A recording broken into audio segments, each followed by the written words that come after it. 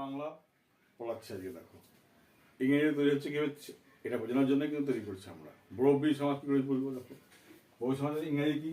এক্সিওসেন্ট্রিক compound word. এই এক্সিওসেন্ট্রিক compound word মানে হলো বহুব্রী সমাজ। চিহ্ন কি করে? যেসব শব্দের শুরুতে কি থাকবে, স বা সহ থাকে, তাকে বলা হয় এক্সেন্ট্রিক সমাজ বলা হয়, বা বলা বহুব্রী সমাজ বলা হয়।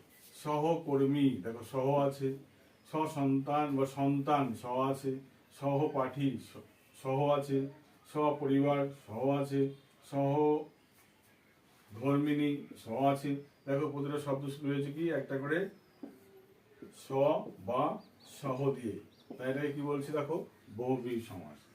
আর এটাকে অ্যাকচুয়ালি এই বহুব্রী সমাজটার মানেটা যদি বলতে কি, দেখো এখানে আসলে নমিনাল কম্পাউন্ড, এগুলো কি বলে? Nominal compound. এই যে নমিনাল কম্পাউন্ড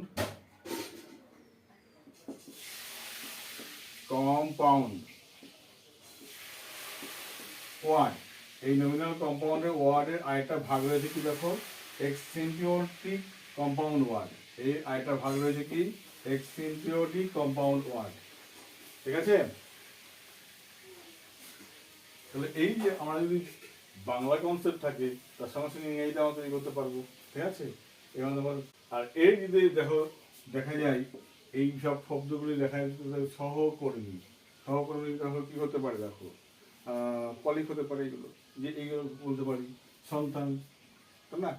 সন্তান, তারপর সহপাঠী, সহপাঠী হলো ক্লাসমেট হতে পারে, সপরিবার, তাহলে অল দ্য ফ্যামিলি, তাই না? সপরিবারে উইথ ফ্যামিলি। তাহলে এখানে বলতে পারে অল উইথ,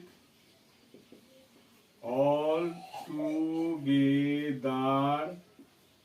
বোথ। ঠিক আছে? All with, all together, both. এইগুলো দিয়ে যদি কোনো শব্দ আমরা ইংরেজিতে রূপান্তর করে থাকি, তাহলে ভাবতে হবে সেগুলো কি বহুব্রী সমাস আমরা করে ফেলেছি। সেগুলো all the boys, all the girl, with the family, ঠিক আছে? উইথ দ্য ফ্যামিলি, আবার বোথ ইউ আর আই, তুমি আমি উভয়, এই সব বোঝাচ্ছে এখানে। তার মানে এইগুলোতে কি করতে পারি? আমরা বহুব্রী সমাস করি, যার মানে এক্সিওসেন্ট্রিক কম্পাউন্ড ওয়ার্ড। এটা নমিনাল কম্পাউন্ড ওয়ার্ডের কিন্তু একটা পর্যায় বা ভাগ বলতে পারি আমরা। ওকে, বাই।